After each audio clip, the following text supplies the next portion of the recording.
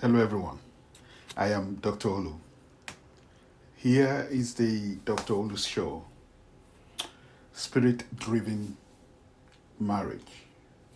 My purpose is to support and encourage you into experiencing success and happiness in your marriage.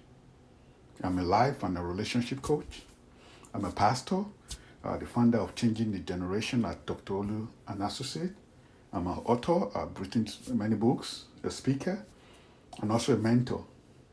So today, as I continue, to share things with you on this my special podcast, my focus today in this very particular episode is to encourage you and to establish, some foundational truths that if you get it and if you live by it, if you walk with it, you will, with the help of God, you will experience success and happiness in your marriage. And that is that marriage is an institution ordained by God. Marriage is not only a human thing, it is an institution recognized and authorized by God. I know so many people might not be able to comprehend what I'm talking about, or this aspect or this notion that marriage is ordained by God. But my purpose during my podcast, Spirit Driven Marriage, is to walk alongside you, is to encourage you and to give you the tools that will help you to experience success and happiness in your marriage. I will tell you, the truth based on the foundation that God has created and the purpose of God concerning marriage. So my desire is that as we go along, you will get to understand, more things, and you'll get to know exactly that, God actually wants marriage to work, because He's shown it in the scriptures that He wants marriage to work, and His purpose is for Him to reveal to us this love of God that we talk about. So the first thing that I want to establish is to have you understand that God created marriage. There are two major institutions that God created or established, and that is the institution of marriage, the institution of family, and the church. So one of the main purpose of marriage is also companionship. I'm not saying that's the only one, but one of the main purpose of marriage is companionship. It is built for companionship. It is built for companionship and for that person that is your partner, that person that is your friend, that person that is your wife or your husband. It is built for companionship so that person may be your best friend. I want you to also take a note of what we have in the Bible, most especially in Genesis. God specifically told Adam to name every animal. But if you have read that passage before in Genesis, have you at one point in time asked yourself why? God can do it by Himself, but God commanded or asked Adam to name every animal. And I'm going to, from my perspective, I'm going to tell you exactly why. He gave that instruction to Adam because He wanted to see his needs. He wanted to see how Adam is going to use the mandate, the authority, the mandate given to him. How he's going to use it. He's going to use it well, or is he not going to use it well? So, as Adam started to name these animals, he noticed one peculiar things. He saw two animals coming out, one of each kind. That is, probably saw Mr. and Mrs. Elephant. You probably saw Mr. and Mrs. Lion, or Mr. and Mrs. Giraffe. Adam, I believe, he must be thinking, there are two of everyone except me. And that is the reason why you know, God, through Adam, God created the woman, the man with a womb. And he instructed us in Ecclesiastes that two are better than one because they have a good return for their work.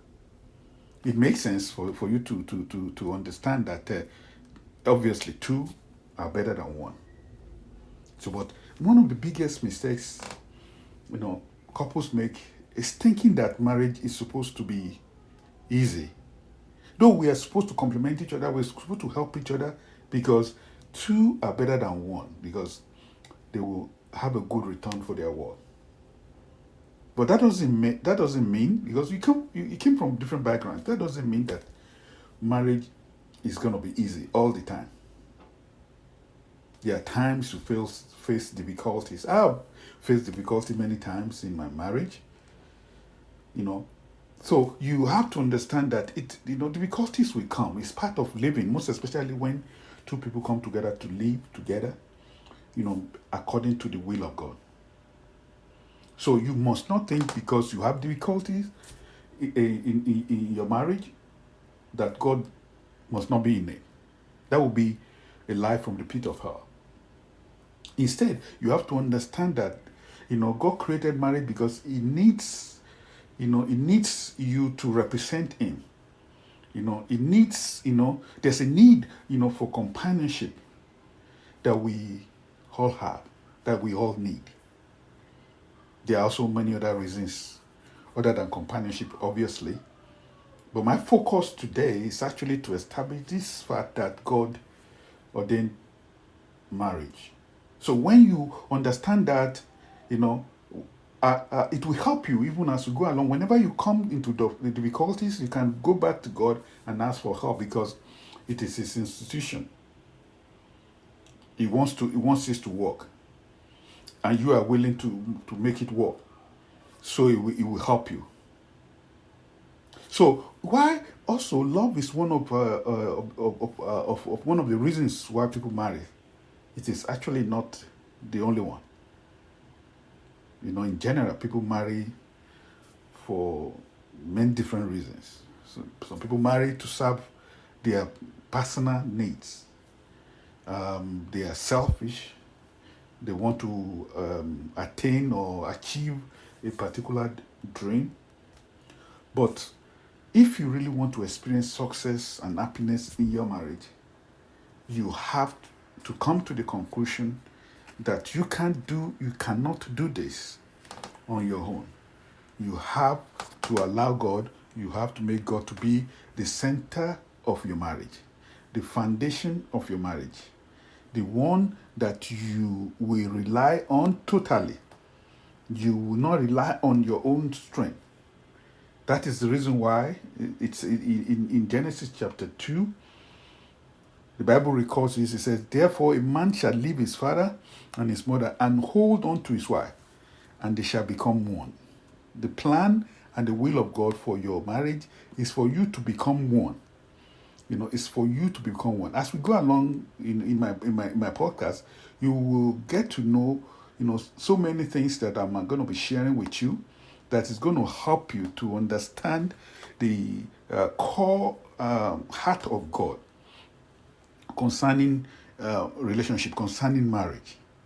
And my prayer is that as you tag along with me, there will be many revelations that God is going to show you that is going to help you in your walk with God and in your marriage. I pray that your eyes of understanding will be enlightened. So I want to thank you even for this, for joining us and for listening to this episode. If you want more about this topic and about me or want more information, you can go to my website, drolu.com, which is spelled drollu.com. Share and give me a great review. Remember, you can only be transformed by renewing your mind. And that is what this podcast is all about. So please, tune in again next time on the DrOluShow. And I want to thank you for listening. It is possible for you to enjoy success and happiness in your marriage. Thank you. And God bless.